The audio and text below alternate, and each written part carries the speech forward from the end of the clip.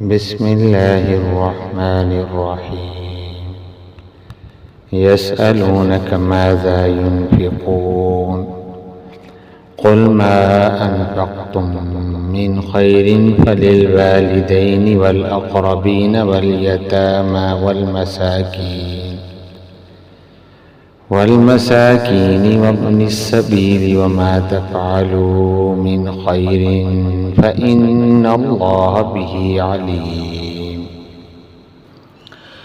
كتب عليكم القتال وهو كره لكم وعسى أن تكرهوا شيئا وهو خير لكم وعسى أن تحبوا شيئا وهو شر لكم والله يعلم وأنتم لا تعلمون يسألونك عن الشهر الحرام قتال فيه قل قتال فيه كبير وصد عن سبيل الله وكفر به والمسجد الحرام وإخراج أهله منه أكبر عند الله والفتنة أكبر من القتل ولا يزالون يقاتلونكم حتى يردوكم عن دينكم إن استطاعوا ومن يرتد منكم عن دينه فيمت وهو كافر فأولئك حبطت أعمالهم في الدنيا والآخرة وأولئك أصحاب النار هم فيها خالدون إن الذين آمنوا والذين هاجروا وجاهدوا في سبيل الله أولئك يرجون رحمة الله والله غفور رحیم۔ یہ سورۃ البقرہ کی آیت نمبر 215 سے 218 کا ترجمہ اور مختصر تفسیر ہے۔ وہ آپ صلی اللہ علیہ وسلم سے پوچھتے ہیں کہ کیا خرچ کریں؟ آپ کہہ دیجئے جو بھی تم خرچ کرو مال و اسباب میں سے تو والدین، رشتہ داروں، یتیموں، مسکینوں اور مسافروں کے لیے خرچ کرو، اور جو خیر بھی تم کماؤ گے اللہ اس سے اچھی طرح باخبر ہے۔ اے مسلمانوں، اب تم پر جنگ فرض کر دی گئی ہے اور وہ تمہیں گراں گزر رہی ہے، اور ہو سکتا ہے کہ تم کسی شے کو ناپسند کرو اور وہ تمہارے لیے بہتر ہو، اور یہ بھی ہو سکتا ہے کہ تم کسی چیز کو پسند کرو در حالانکہ وہ تمہارے لیے بری ہو، اور اللہ جانتا ہے اور تم نہیں جانتے۔ اے نبی صلی اللہ علیہ وسلم، یہ آپ سے پوچھتے ہیں حرمت والے مہینوں میں جنگ کے بارے میں، آپ کہہ دیجئے کہ اس میں جنگ کرنا بہت بڑی گناہ کی بات ہے، لیکن اللہ کے راستے سے روکنا، اس کا کفر کرنا، مسجد حرام سے روکنا اور حرم کے رہنے والوں کو وہاں سے نکالنا اللہ کے نزدیک اس سے کہیں بڑا گناہ ہے، اور فتنہ قتل سے بھی بڑا گناہ ہے۔ یہ لوگ تم سے جنگ کرتے رہیں گے یہاں تک کہ لوٹا دیں تمہیں اپنے دین سے، اگر وہ ایسا کر سکتے ہیں۔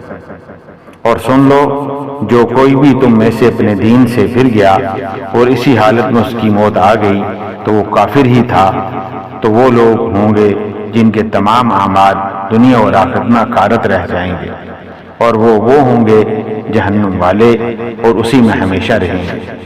اس کے برعکس جو لوگ ایمان لائے اور جنہوں نے ہجرت کی اور جہاد کیا اللہ کی راہ میں، تو یہی وہ لوگ ہیں جو اللہ کی رحمت کے امیدوار ہیں، اور اللہ تعالیٰ کی ذات تو غفور اور رحیم ہے۔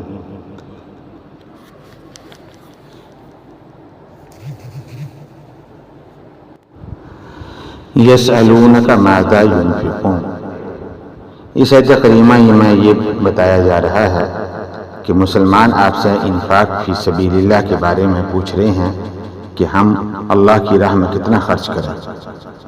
انسان بھلائی کے لیے جو بھی خرچ کرے تو اس میں سب سے پہلا حقدار کون ہے؟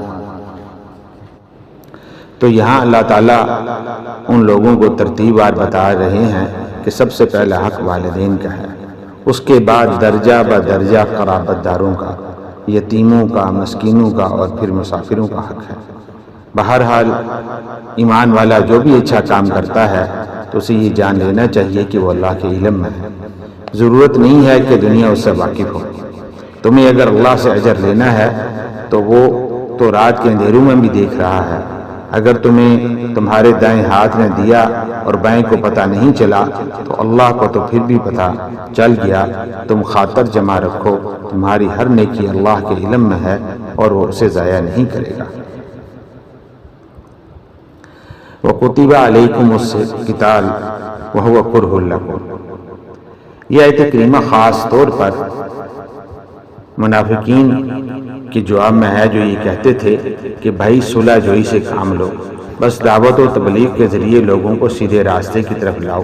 یہ جنگ و جدال اور لڑائی بڑھائی تو کوئی اچھا کام نہیں، اس میں تو بہت خرابی ہے۔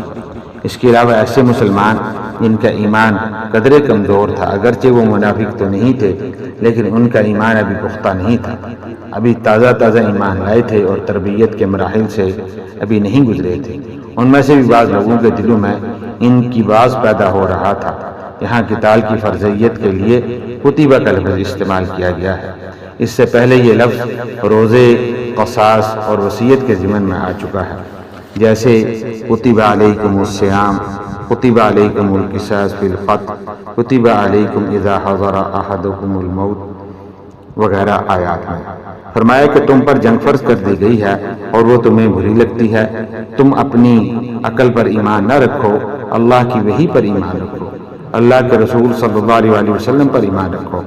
جس وقت کے لیے جو حکم معلوم تھا وہی تمہیں اللہ اور اس کے رسول صلی اللہ علیہ وسلم سے دیا گیا ہے۔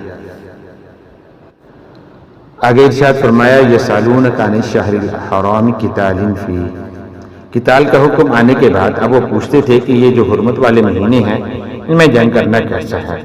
اس لیے کہ سیرت میں یہ واقعہ آتا ہے کہ ہجرت کے بعد رسول اللہ صلی اللہ علیہ وسلم نے عبداللہ بن جہش اور چند افراد کے دستے کو ہدایت فرمائی تھی کہ مکہ اور طائف کے درمیان جا کر وادی نخلہ میں قیام کرو اور قریش کی نقل و حرکت پر نظر رکھو۔ وادی نخلہ میں قیام کے دوران وہاں قریش کے ایک مختصر سے قافلے کے ساتھ ماد بھیڑ ہو گئی اور مسلمانوں کے ہاتھوں ایک مشرک عمر بن عبداللہ حضرمی مارا گیا۔ اس روز رجب کی آخری تاریخ تھی اور رجب کا مہینہ اشہر الحرم سے ہے۔ یہ ہجرت کے بعد پہلا خون تھا جو مسلمانوں کے ہاتھوں سے ہوا۔